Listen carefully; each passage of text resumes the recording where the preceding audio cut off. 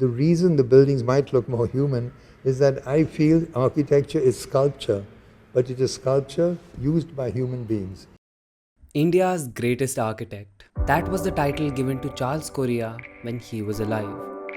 In a career spanning 5 decades, he designed over 100 buildings with a design style that spoke to and of the people. But perhaps his biggest contribution to society at large is a generation of architects that he inspired, teaching them what modernism could mean for India. But the legacy of this man goes much beyond just architecture. So today, let's uncover his story. Welcome to Blessedarch, and today on this channel, we are looking at the life and designs of Charles Correa.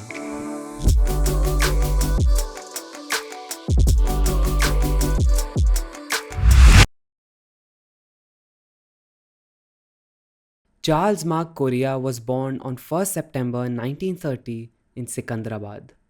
He was born in an India that was still under British rule.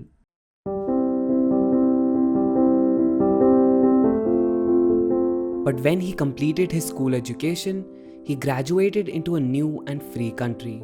In 1949, he decided to pursue architecture at the University of Michigan and later a master's at the MIT, or the Massachusetts Institute of Technology.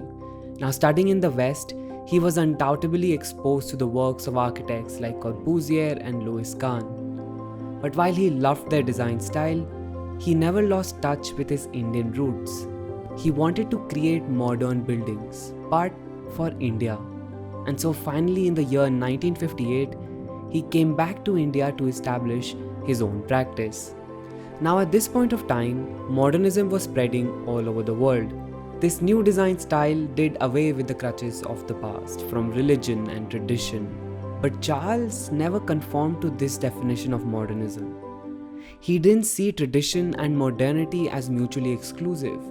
He was very aware and appreciative of the beliefs, myths, and traditions that have shaped the Indian society and the built environment in India for thousands of years. He wanted to honor these systems in place and wanted to include them in his designs. But of course, he wanted to do so in a new modern architectural language. The Gandhi Smarak Sangrahalaya is one of Charles's earliest works in India. This museum, which is an ode to Mahatma Gandhi, is a simple concrete frame structure with brick walls, louvered windows, tiled roofs, and stone floors. There are no decorative or flamboyant elements anywhere in this building. It's simple. It is rooted in its culture and place, just like the man it is made to honor. In this early project, you can see how Charles wanted to give modern India a new architectural language, but still holding on to the rich vocabulary of culture and material already in place. In the years to follow, he went on to create some more projects like the Madhya Pradesh Legislative Assembly in Bhopal, the Sonmarg Apartments in Mumbai, and the Ramakrishna and Parekh House in Ahmedabad. But then came the project that is probably considered a defining one for Charles Correa, one that did not just change his life, but also of more than 6 million people. Now before we continue with our story, I want to tell you about the sponsors of this video, the Drawing Board. This is an initiative by Rohan Builders and Mindspace Architects. Rohan Builders along with Mindspace Architects have collaborated on some wonderful projects in the past 3 decades and understand the massive contribution that architects can bring to the future. Hence, this competition platform was created. The Drawing Board is an annual competition for undergraduate students, and this year the subject is about designing a memorial for Charles Correa. You can find out more about this by clicking on the link in the description below. I will be looking forward to seeing some amazing designs. And now, let's get back to our video. After independence, India experienced a phenomenal rate of urban growth, and Mumbai had a big part to play in it. From 2.9 million residents in 1951 to 5.9 million in 1971, Mumbai saw an unprecedented growth. But there was not enough space in the city. The quality of life of people and the built environment started going down. the city needed to expand, and to keep up with the growing population, a new project was put in place called Navi Mumbai. This new urban area was to provide housing and job opportunities for a large population of the current city. In the year 1970, Charles was appointed as the chief architect for Navi Mumbai. He wanted to make this one of the most well-planned cities of the world. Spread over an area of 344 square kilometers, the city was planned on the principle of decentralization. Charles created a pattern that ensured a balanced land distribution and zoning across the city. With a well-planned transport system, nodal communities to accommodate people of different income groups, and thoughtful community spaces, a lot of people consider this project as Charles's biggest contribution to the field of urban design. It was indeed one of his biggest projects, and it helped transform the lives of millions of people. And it was not just the master plan of this city. He took on many challenging urban issues to try and create a new and better society. He gave equal attention to people regardless of their income. It did not matter whether he was designing for the poorest or the richest. In an essay titled Great City, Terrible Place, he once wrote, "A good architect does not need to be faced by working under severe economic constraints, however drastic they might be. Having perforce to use only the humblest materials such as mud need not prevent him from creating a joyous and triumphal piece of architecture." He carried this belief with him in all his projects. He worked hard on the design of Navi Mumbai, but he was the chief architect only till 1975. Nevertheless, his relationship with urban design did not end there. In 1984, he founded the Urban Design Research Institute in Bombay, dedicated to the protection of built environment and the improvement of urban communities. And during the final 4 decades of his life, Correa did pioneering work in urban issues and low-cost shelters. But we are getting ahead of ourselves. Let's come back to the year 1975. In the year 1975, Charles returned to private practice, designing the National Crafts Museum in Delhi.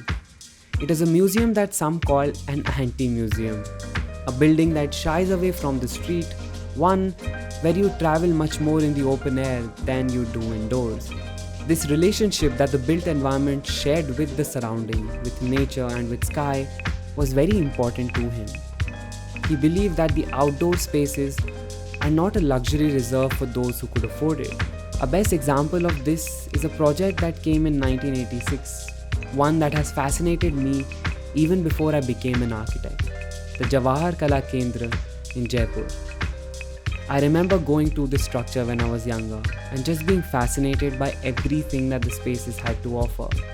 He designed this building to mimic the spatial planning of the city of Jaipur. This multi-art center reflects the city of Jaipur in the use of traditional construction materials, colors, and art. But one of the best spaces here is the centrally placed open-to-sky amphitheater. It binds all the other spaces together in one symphony. I remember sitting here, especially during the monsoons, and just admiring the beauty of the design. This central courtyard, this open-to-sky community space, is probably a defining characteristic in all of his designs. One of the best and most mature examples of this is the Belapur housing scheme, where the whole scheme is developed by creating modules and arranging them around different hierarchies of courtyards, creating communal spaces that are both shared and intimate. The Blessings of the Sky. This was the title of one of his essays, where he went on to write, "In India, the sky has profoundly affected our relationship to built form and to open space. For in a warm climate, the best place to be in the late evenings and in the early mornings is outdoors, under the open sky." Charles wasn't just responding robotically to natural elements or ticking off some checklist. He was responding to people, to their habits, their communities, and their culture. And he did so in all of his projects, right until the very end of his life.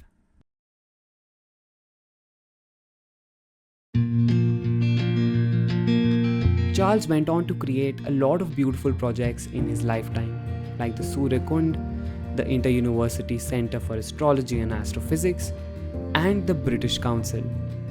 And not just in India, his designs crossed borders when he created buildings like the Permanent Mission to the UN in New York, the Neuroscience Center at MIT, and the Champalimaud Foundation Center in Lisbon. In the year 1984, Charles Correa was awarded the Royal Gold Medal by RIBA, or Royal Institute of British Architects, and it was at this time when he was named India's greatest architect. A name well deserved, if you ask me.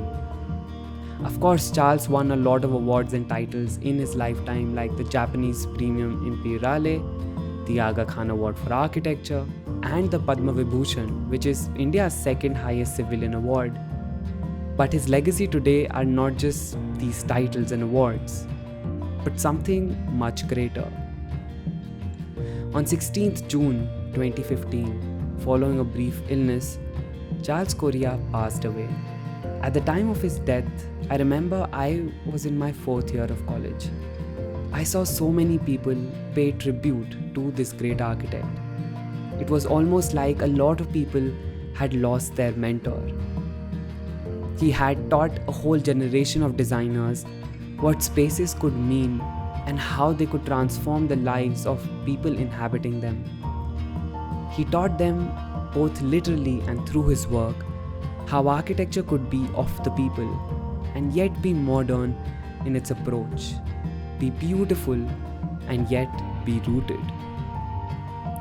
It is an undeniable fact that Charles Correa revolutionized Indian architecture in the post-independence era. And if you have seen any of his buildings in person, I think you will agree with me. The British architect David Arjaye once said about him, Charles is someone who has the rare capacity to give physical form to something as intangible as culture or society.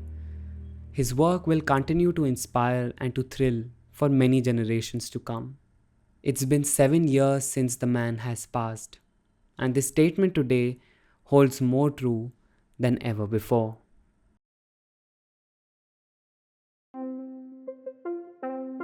Now, Charles Correa was a teacher to many, and to pay tribute to the unparalleled legacy of this great guru, the theme of the drawing board this year is to create a memorial for Charles Correa.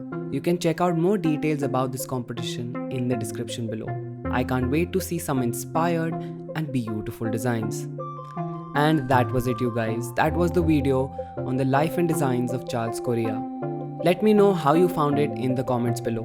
And also, don't forget to give this video a thumbs up, to share this video, and to subscribe to Blessedarch. Don't forget to check out the drawing board, and I will see you guys soon with more such content. Until then, bye bye.